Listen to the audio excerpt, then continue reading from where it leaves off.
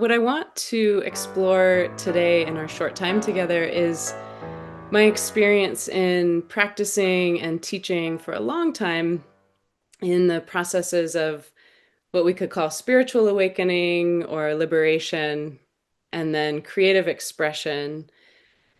Is my real experience that both of those worlds and dimensions of our experience are natural, and that awakening and creative expression are inevitable and innate for all beings.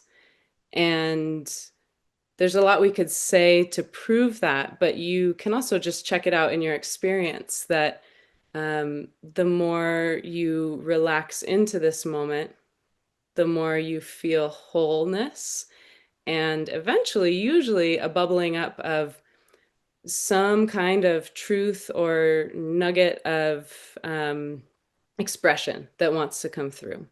So those are the two worlds that I am in love with teaching and practicing, is how do we come home to our interconnected, vast, wide open, heart open selves, and how do we allow whether it's verbal or movement or whatever creative expression is ours uniquely, how do we allow that to come through? And the most trustable way of accessing those two inevitable processes, in my experience, is to allow time to be receptive and also time to be active and expressive.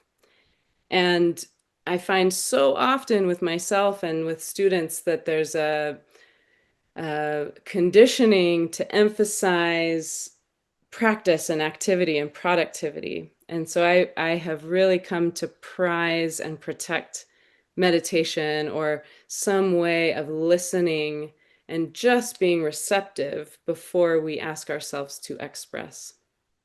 So that's what I love to teach. And also, it's embedded in a poem that I wrote recently that I'd love to share. So rather than talk about this, I'd love to share this poem, which includes receptive and active parts of practice. And it's called Receiving Your Voice. Receiving your voice. You will hear voices. Some of them will be cruel and taunting.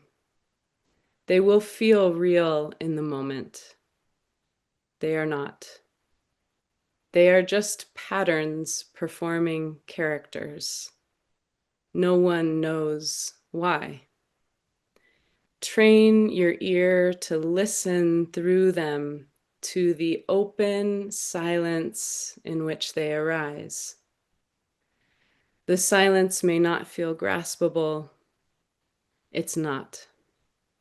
But give your life to knowing it directly, and a voice will begin to flow from nowhere, up your spine like liquid love, and in through your pores like sunlight.